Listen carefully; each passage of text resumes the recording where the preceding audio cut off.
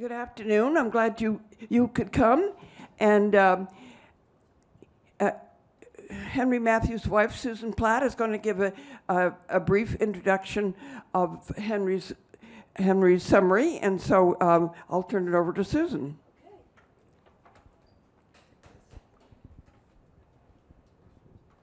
Well, hello, is it working? Yes. Wow, good. Well, we're both of us very pleased that Anne invited Henry to give this lecture series, and you are the elite who will spread the word after this lecture, right? Yeah. So I'm just going to read a bio from his book because I wasn't actually prepared, but this is very good. Henry Matthews was born in England and educated at Cambridge University. He's Professor Emeritus of Washington State University. He has practiced architecture and taught at universities on both sides of the Atlantic. His numerous books and articles cover topics from Greek and Islamic architecture to modern design in America. Don't forget Kirtland Cutter, right? Is that under the canopy of modern? I don't know. He's our famous local architect. His recent publications, Mosques of Istanbul 2010 and Greco-Roman Cities of Aegean Turkey 2014, of which we have a couple of copies here, reveal his ability to place cities and buildings in their social and historical context and bring them to life for tourists. A passionate traveler, he has led cultural tours in Greece and several other countries. His next book, Ancient Cities of Lycia on Turkey's Turquoise Coast, which he just finished, to be published in the spring of 2024, will guide travelers through a fascinating but little-known region where many independent cities flourished in the classical era. You don't need the lesson. Okay, we're set. Can you hear me now? All right. Well, I'm absolutely delighted to be talking about architecture. I decided, rather than picking a particular period and going into it in depth, that I would follow a couple of themes through several centuries, if not millennia. And so I'm looking at the development of the dome as an architectural form from its beginnings in Rome. But I have to begin with a comparison with the Greeks. The Greeks used columns and beams. They never thought of arches or vaults or domes. But as I was preparing something on Greek architecture, I realized that they're not the failure who didn't do any domes. Their architecture is so sublime that I'm spending more time on them than on the Romans today. So here goes.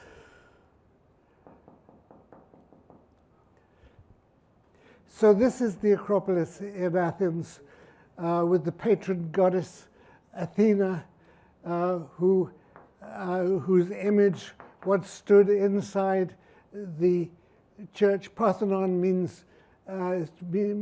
refers to her virginity, which was rare among Greek goddesses, I think, but she was greatly admired by the Greeks, and this temple is an expression of that. So let's look at this incredible unified structure. We don't really know so much about the inside, but from a distance, or looking at other temples all over the Greek world, and the Greek world extends to Turkey, Sicily, Italy, and even other places. The Greek temple is an extraordinary work of architecture. It seems to symbolize so many things. The columns support the roof. The roof expresses shelter. The pediment of the roof is full of sculpture, which talks about the history of the Greek people and their ideals. So here is the interior with a reconstruction an imagination of the statue by Phidias of the goddess Athena inside, 2 tiers of columns on the inside, and there is Athena. If we look at the picture on the right, we'll be surprised that this temple was once colored. We love its white marble. We know that the marble was cut from Mount Pentelicon on the hills around and was absolutely pristine. And the idea of painting it with these gaudy colors is somewhat horrifying, but that's the way it was, and magnificent it must have been. You see at the top of the building the triangle of the pediment, and this is the sculpture that was within it, or some of it. It is no longer in Greece, it's in London. The Greeks would like to have it back, but the London think that they've looked after it very well. It would have been destroyed if Lord Elgin had bought it and saved it in England. And I doubt that we'll see it returning, though they have built a museum that's ready to receive it. Let's just look at a few of the, I could give 10 lectures, all different on Greek architecture, but I've got half an hour to deal with it. So let's just do some important things. Ornament on the temple is only restricted to certain places. The building is really quite plain in its way, but just below the roof is the frieze, which consists of those little elements called triglyphs, which have 3 vertical pieces of stone, and then between them carvings of something important to the Greeks. In the pediment, they put the gods they were honoring. In the triglyphs, they illustrated the battle between the Lapiths and the centaurs. Now, you probably don't know that story, and I'm not going to tell you, except that it represents the triumph of civilization over barbarianism, and that's what they wanted to show on their temple. There's so many details of the design that are absolutely incredible. If we look, if we look at this slide, we'll see that the platform on which it stands is not level. It curves. And the other picture on the right exaggerates the fact that the columns lean inward. Some clever Greek, I don't know who, determined that if they put it on an absolutely flat platform and the columns were absolutely vertical, we would get the illusion that it was leaning. And so this is a correction. How they could figure that out, I cannot imagine. But this is what they were doing. The columns are absolutely vertical, except for that, the express verticality, the grooves up them, the fluting accentuates the verticality. And then above, we see the entablature with the triglyphs and metopes. The extraordinary thing is that the original temples were all of wood. The first temples they built were of wood. There were many trees in Greece, or if not, they might have brought them from the forests of Asia Minor, where there were incredible cedar trees standing on the hills. And so all the details of the temple refer back to the wood. We have the ends of the beams and the ends of the beams are covered over by those 3 little, by these 3 little things. And those were for wood construction, but they've all been replicated in stone. Now, the proportions of the earliest temples were were very different. The columns were stumpier. they tapered in more to the top. The capitals flared out. This on the left, or on the screen, are two views of the temple of Hera at Olympia. Hera, of course, was the long-suffering wife of Zeus, and she was honored with this temple, which is minuscule compared with the Parthenon. Then here at Corinth is the temple of Apollo, which is similar in its proportions. But it's really wonderful. To its right, the temple of Athena at Assos in Turkey. And the next one is the temple of Hera, again the wife of Zeus, at Paestum in Italy. So if we want to see Greek temples, we have many places we can go. Athens is not the only place. Paestum, which is not far from Pompeii, a little south of Naples, has a wonderful collection of Greek temples. The thing that is disappointing about Paestum is that the ground is flat.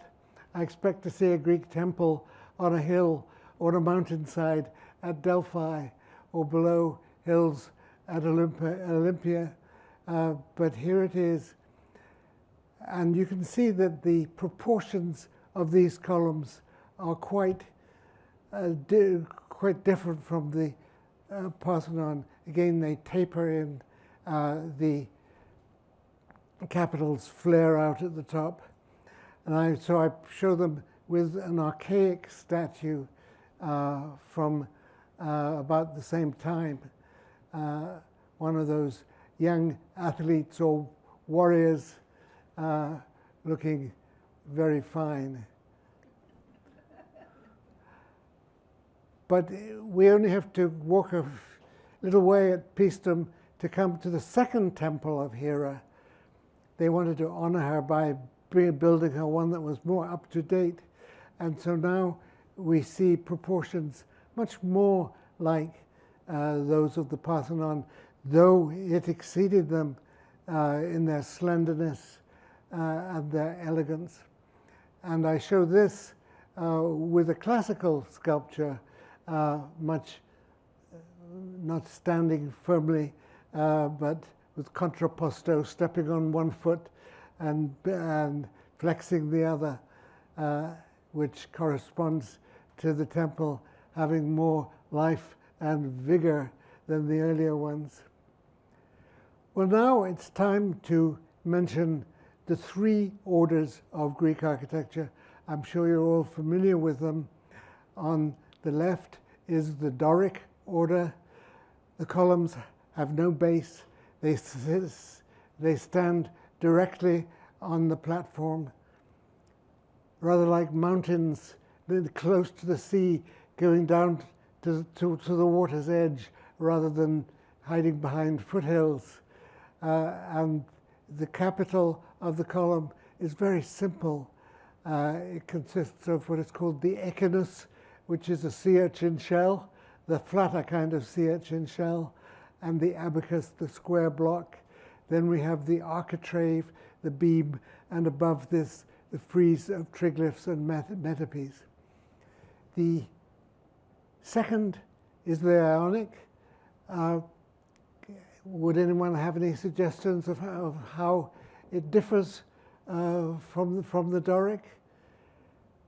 You might, if you have that sexist point of view, you might say that the Doric is more masculine and the Ionic is more feminine. It is slender and elegant. Those beautiful curving volutes of the capital have an extraordinary beauty to them. The architrave is in 3 levels, and very often there is sculpture in the frieze. We'll see some examples of that. And next, the Corinthian. I'll tell you about its origin, both in myth and reality, a little bit later. But there we have the 3 orders of architecture. Now let's look a little bit at the Parthenon as it's set on the Acropolis in Athens. The Acropolis is a high rocky outcropping. It's a great walk up to it. You can ask in a minute how many have been there. Yes. And originally, the temple on the Acropolis was central. You can see it in more or less in the center. But that temple was destroyed by the Persians. Where are we? So this is the Pantheon. Here is the Propylaea, the gateway to the Acropolis. And there's something very subtle about this. Rather than seeing it head on, we look at it diagonally, so it's more three-dimensional. And then over to the other side is the Erechtheion, the smaller temple, which belies the idea that everything Greek was perfectly orderly and symmetrical. It is in three elements joined together because there are religious and historical reasons for that. So when you go through the Propylaea, the gateway, you see it diagonally, and that, just as you do in the photograph, and that is much more lively than looking at it straight on.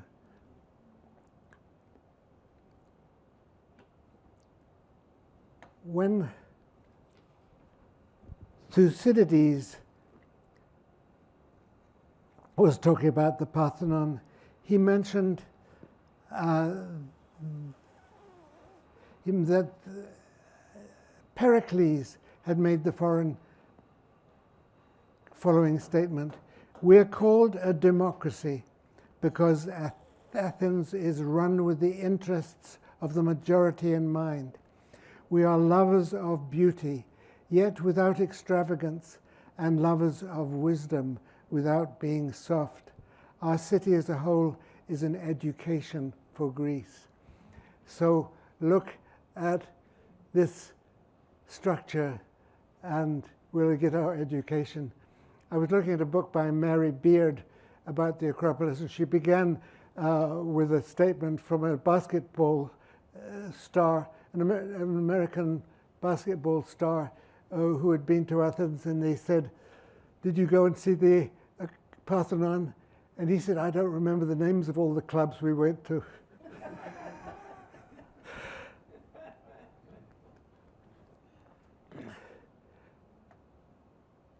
It is so powerful.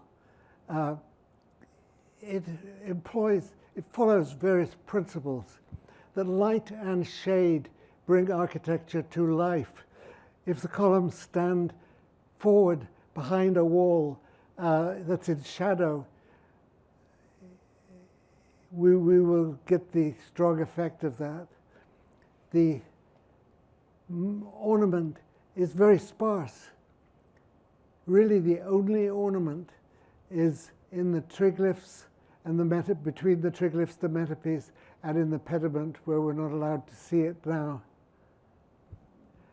Now, the other building on the Acropolis that is absolutely, well, the Propylaeum is absolutely amazing.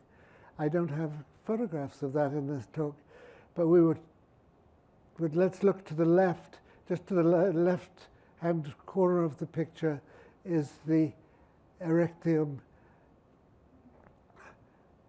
which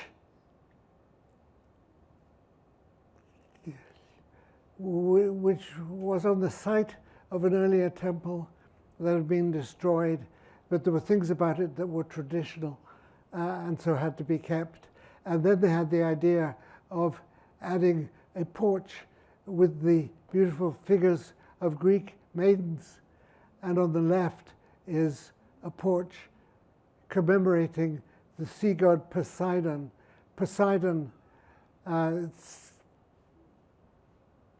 are we? Well, you were doing Poseidon. That's Oh, this one, yeah. This is the porch put by Poseidon, and he and Athena were having a competition to who would gain possession of the Acropolis. And Poseidon played an absolutely amazing trick, although this is high above the city. He had salt water bubbling out of fissures in the rocks to show that the sea could overcome. But Athena did something much more clever. She planted the... Oh, all right, go to the next slide. She planted an olive tree, which is useful. There's nothing really in Greece more useful than the olive tree.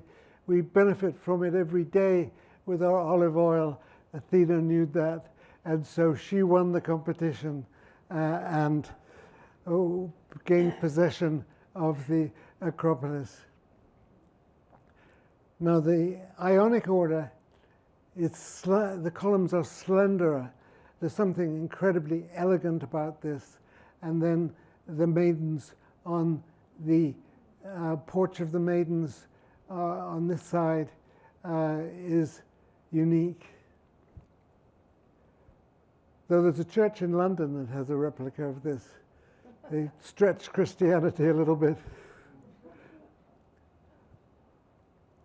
Also on the Acropolis is the temple of Athena Nike, very, very small, right above the propylaeum, that as you enter you see it, and it is so incredibly elegant.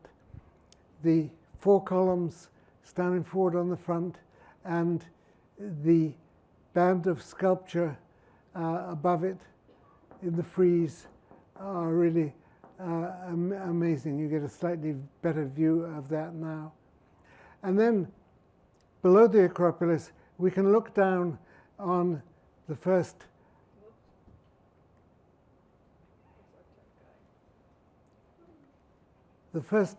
Ionic temple, the first Corinthian temple in Athens, the temple of Olympius Zeus, which was begun in 175 BCE, and it's so big that it had to be finished by the Romans later on. The Ionic columns, the Corinthian columns, are tall and slender, and their capitals are far more flamboyant. I'll go into detail on that later. If you go to Greece and you want to see some temples, you will go to some splendid places like Delphi. Who's been to Delphi? Did you consult the oracle? Did it come up with an answer that helped?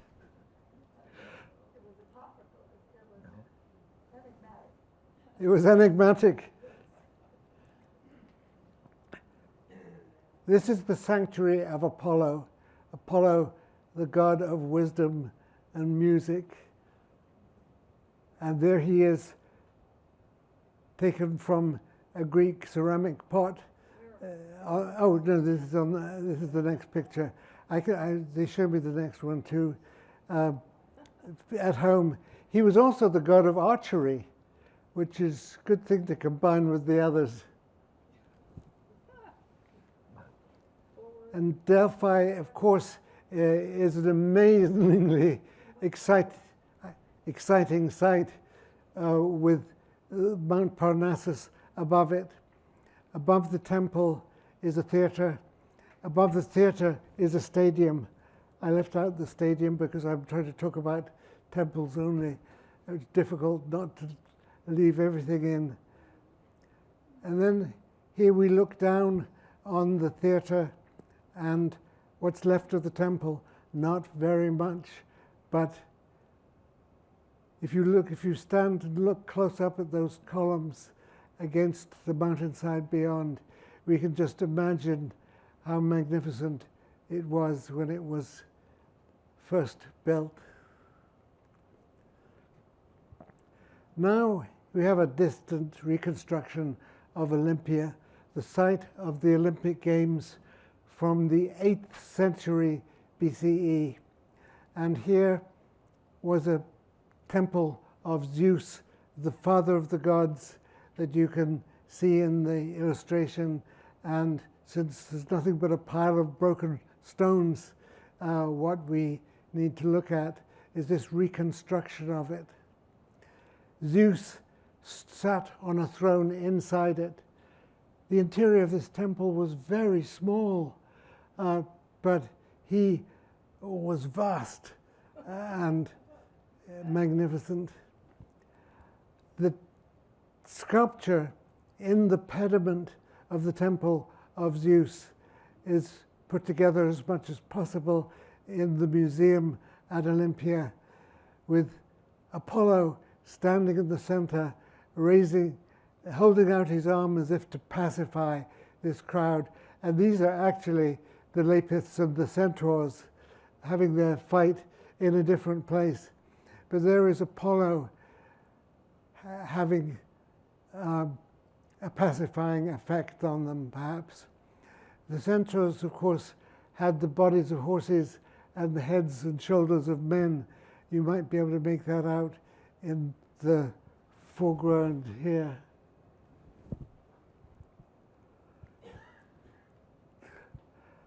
And one of my favorite temples is high up in the mountains of Arcadia at a place called Vassi. And this is a Doric temple, but it has a unique feature that standing at the end of the interior, at the end of the cellar, was one Corinthian column. And this was the first Corinthian column ever made. And this was designed, I'm forgetting the name of the architect. So there is that Corinthian column, a bit faded, standing at the end of the cellar.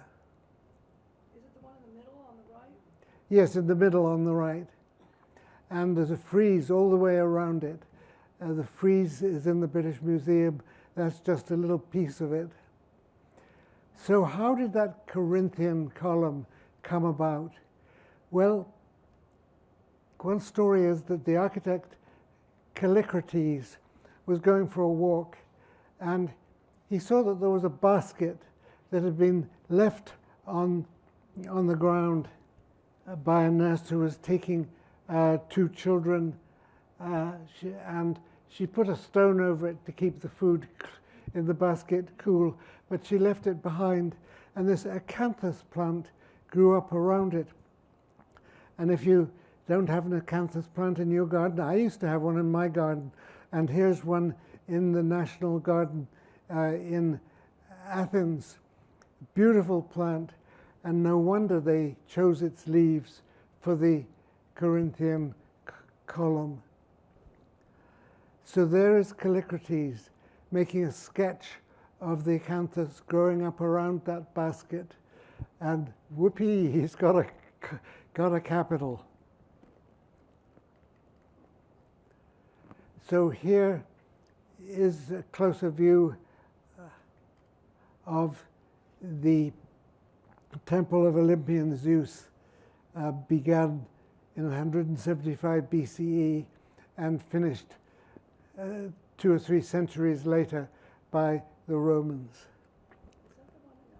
That's in Athens. It's right below the Acropolis. The earlier picture I showed you I took from the Acropolis. Why doesn't this? Well, that's all I'm going to say about the Greeks, and I probably missed out anything that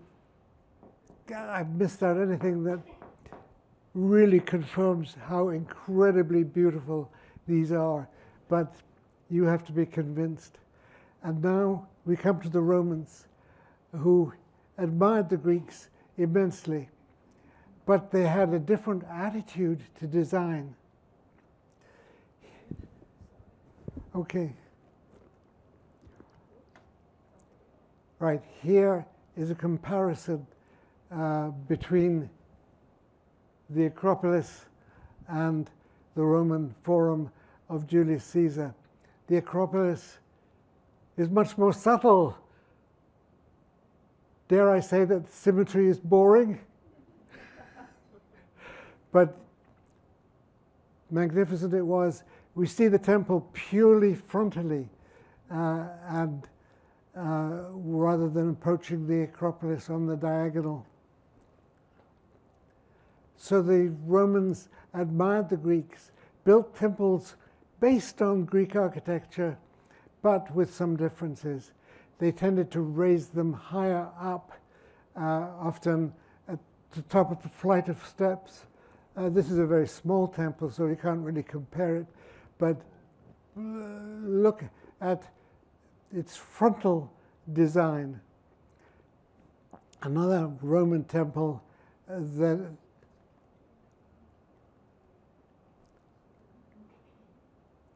which one do we have? Yeah.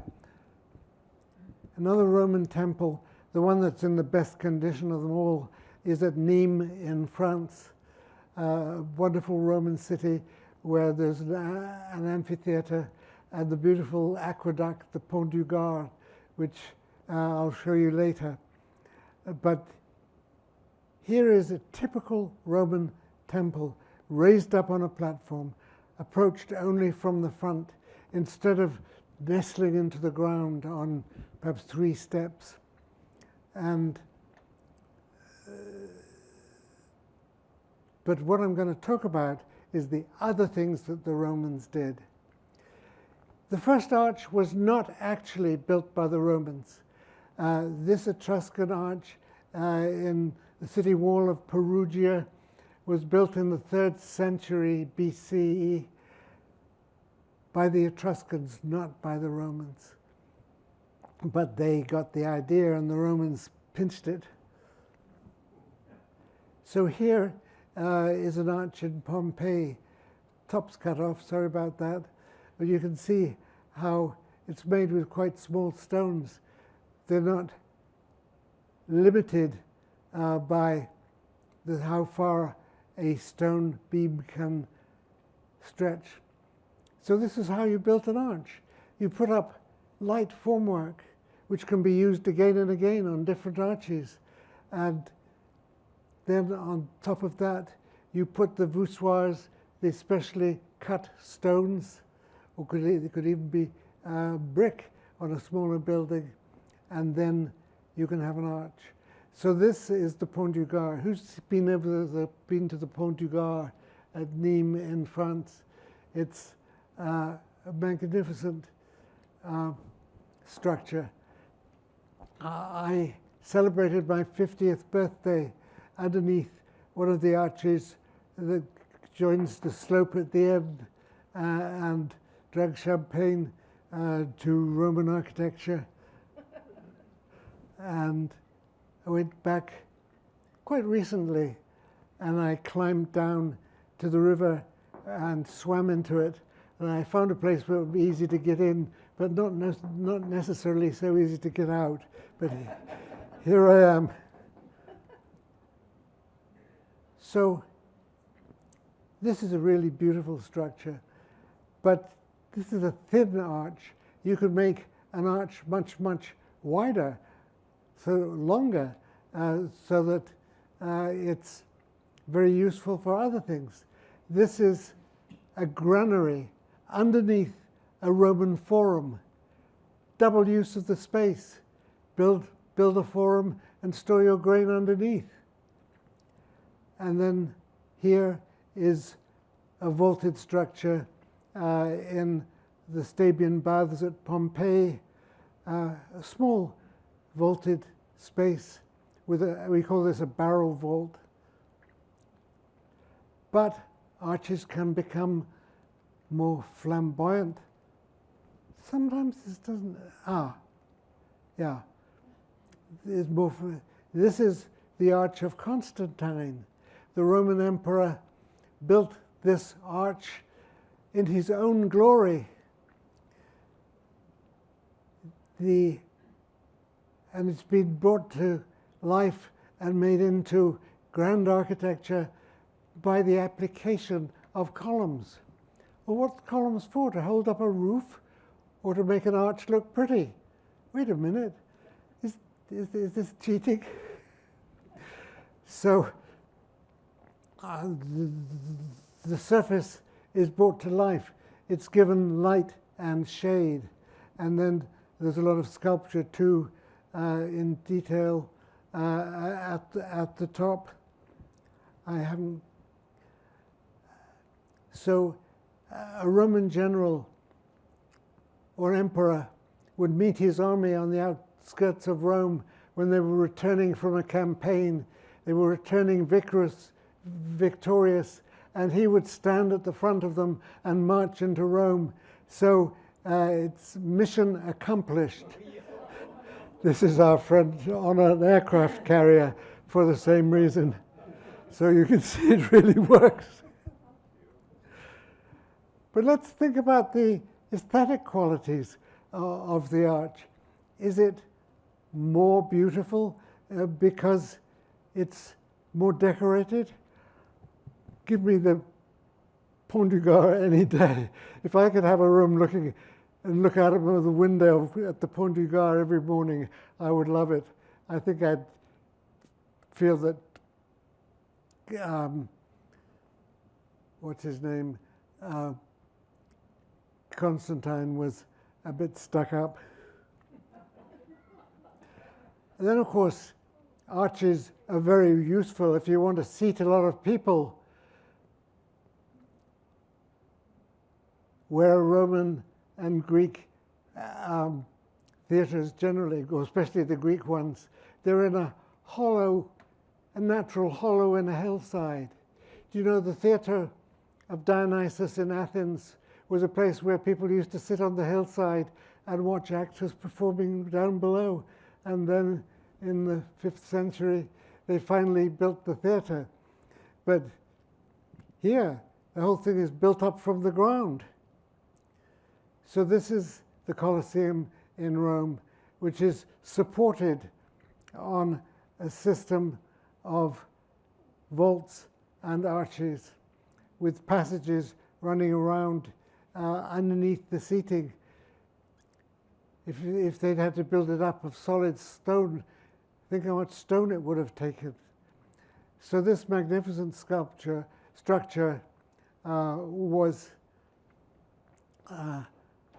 built with tremendous savoir-faire. My uncle, who was in bomber command in World War II, working his way north up through Italy with the Allies, he was a historian, so he was asked to take some American generals on a tour of Rome. And when they were standing in the middle of the Colosseum, which is I haven't got a close-up of the ruined state it's in, one of them said, "My God, did we do this?" But it was done, you can kind of see it there. Oh, that's half with people and half in ruin. So let's look at another type of Roman structure, which again offered interior space on a grand scale. This is the basilica. A basilica was a hall of justice. And the halls of justice were often used by Christians as churches in the early days once they were legitimate.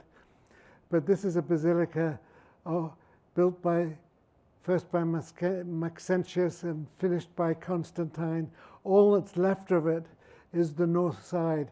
And you can see that is a tremendous, strong supporting structure. They must have built up formwork underneath it out of brick, out of timber, masses and masses of work to put this all together. But then it will hold up the stone and concrete. And they did use concrete in Rome.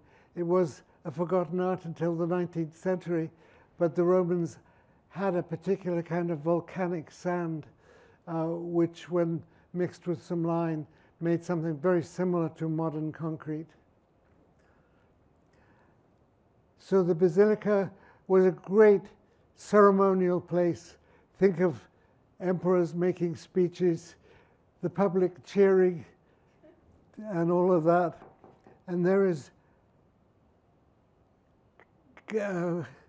Constantine on a throne at the end, and only his head and his hand remain, but there he is. I used to have a slide with me standing beside them so that you could get an idea how big he is and how much better looking I am than Constantine. Now, if we look at the interior, we'll see that the wall on the left is really rather like a triumphal arch. So if you took two triumphal arches and stood them facing each other across an open space, you could build vaulting between them. Well, here is another use for grandiose architecture using arches, vaults, and domes. When you go there today, there's not much to see.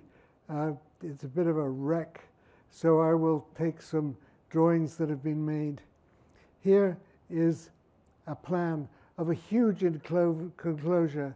It occupies about 10 acres of land. Around, on two sides of it, there are all those little square boxes which are water tanks. They brought in water on an aqueduct. I should have brought in an aqueduct to prove the point, but I haven't got a picture of it today. And then in the center, there's a huge open space which was used for athletics. There's a small stadium. There's a small sort of half stadium there, or this can all be used for athletic sports. But then within the structure are the most luxurious spaces for bathing. So where's the bathing, Henry? This is a rather fuzzy slide, but there, oh. That's a good picture. There, well, that's the main bathing space. I think I need to go back again. The space in the middle here was I think the tepidarium. There's the tepidarium for tepid water, the calidarium for hot water, and the frigidarium for cold water. Anyone can learn the names of the rooms if they're pretty smart. And this could hold 400 people, I believe, bathing.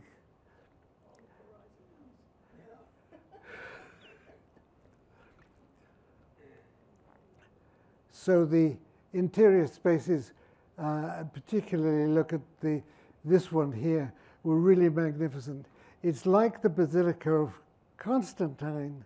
Once again, there were big arches on either side holding up the vaults. So where was the first dome?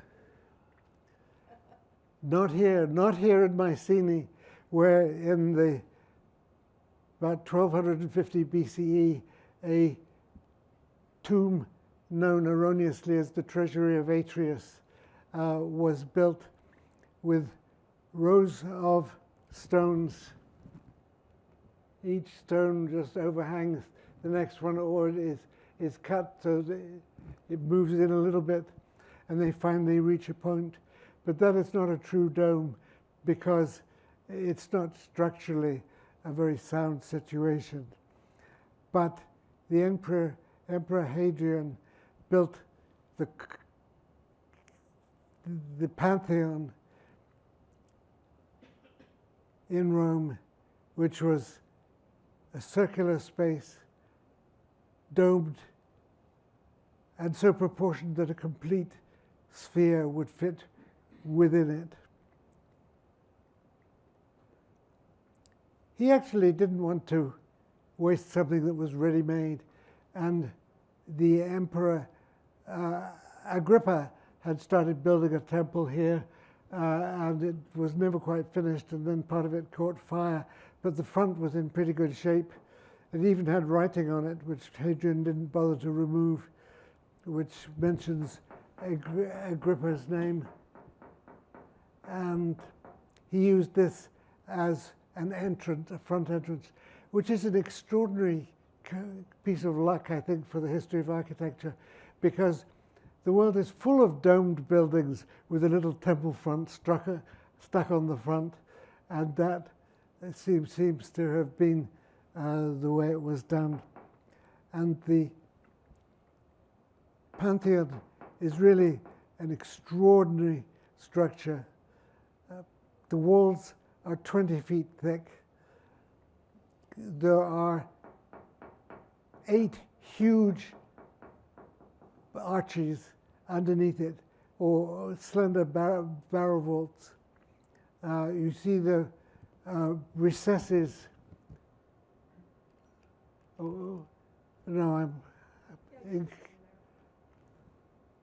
Oh.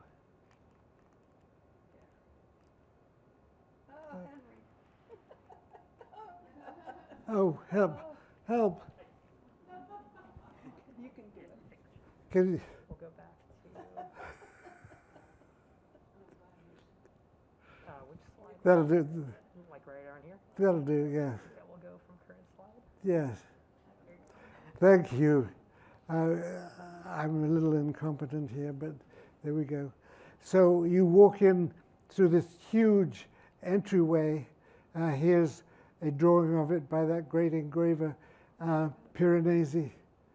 And then we look between 4 columns at the arches with coffers, which are the square shapes, which give it a sense of three-dimensionality. Ribs going horizontally and vertically describe the coffers. And then in the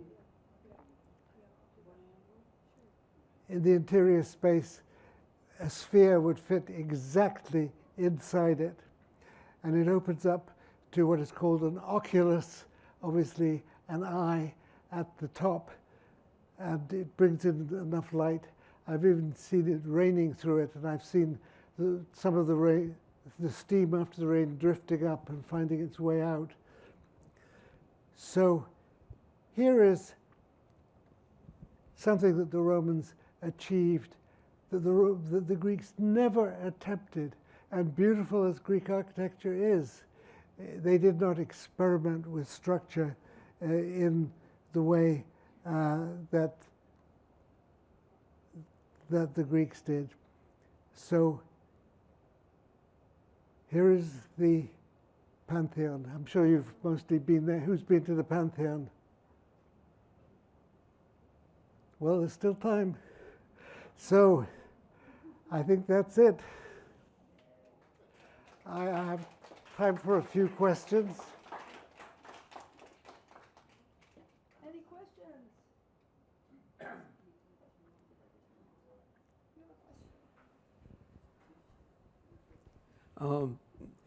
Henry, this was quite interesting.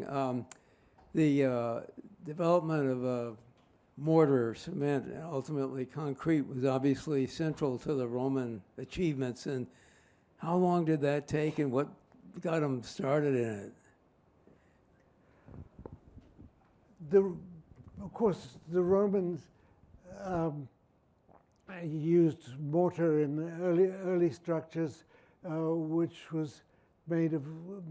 I don't know when they first burnt. I have a book on this, and I meant to get it out, but I can't give you a date when they first started making mortar out of lime mixed with sand. But the dome of the Pantheon is completely unreinforced. It's the largest unreinforced domes. You know, nowadays concrete has steel bars in it to hold it together. But this, it's so, if you, actually I demonstrated this to Susan at the table when we were having dinner yesterday. I picked up a bowl and put it upside down, and there, that's it. It's one huge thing. And you might say, well, how can you have a hole in the top? Why doesn't it collapse if there's a hole in the top? But the oculus is a compression ring. It's like two arches leaning against each other horizontally. So, Henry, you want to know when they started using concrete, but maybe you don't know. I don't know when they started using concrete exactly, but certainly in the 1st century BCE. I will look it up and tell you next time I run into you. Any other questions? Thank you. Jean? Oh.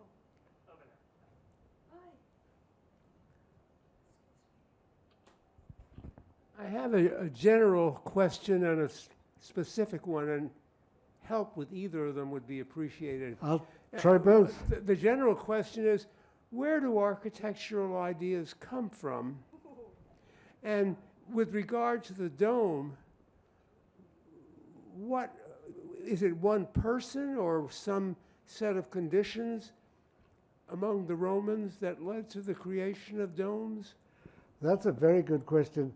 I wish Grant Hildebrand was here. He was not able to come today. He might be able to tell you. But the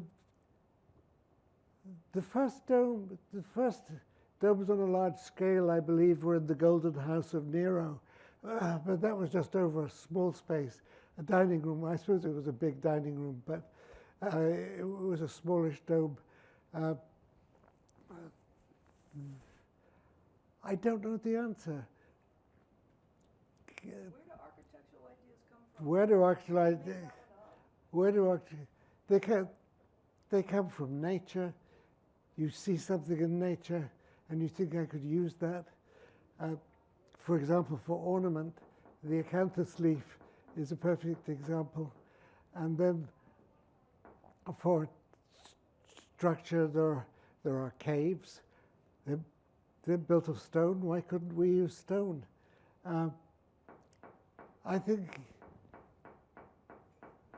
the first steps taken towards arches and domes were lost in time. But architectural ideas, we're constantly using ideas from the past. I think I mentioned Grand Central Station, which is just like the Baths of Caracalla. And there were, again and again, Jefferson's house had a dome, didn't it? He had a beautiful room at the top. Oh, you're going to get to that. That's not on this section. Oh, yeah, United States capitals will be my last of. I think. Are there any other questions? Yes, Jean?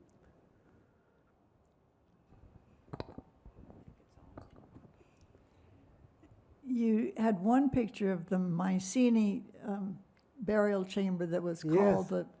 and that was not a true dome. But was that, I mean, obviously the Mycenae were earlier than any of these classical Greeks. Did that idea get picked up by any architectural work in classical Greece or in later I people? don't think so. Of course, nobody was allowed into the so-called treasure of Atreus. It was a tomb. There was a pathway leading up to the tomb that was completely covered over. The tomb was in a mound of earth, in a natural hill, and you walked into a way carved into the hillside. So I'm not sure when it was rediscovered. That's another good question. Example of a beehive tomb of the. Well, in southern Italy, in the place called Alberobello, there are structures called trulli, which are constructed in that way. There's a whole village of them. I wish I'd brought a picture. And the stones just gradually move in, and when they're finished, they manage to hold together. I wish I knew the answer. Any other questions? Okay, thank you. Oh, Dora, you have a question? Well, I'm not sure. I'm not sure exactly about the history of it, but I know that there were some beautiful, like Hagia Sophia in Constantinople, the Greek temples versus the Roman temples, and how, you know, they sort of copied each other in a way. Well, And the Greeks came first, though, didn't they? And the Romans came and copied them. that's right. But Hagia Sophia, it happens to be on the screen as you mentioned it. And so the Byzantine era was a tremendous era for building with domes and multi-domed structures. St. Mark's, Venice, had, I think it had 16 domes. That's next week.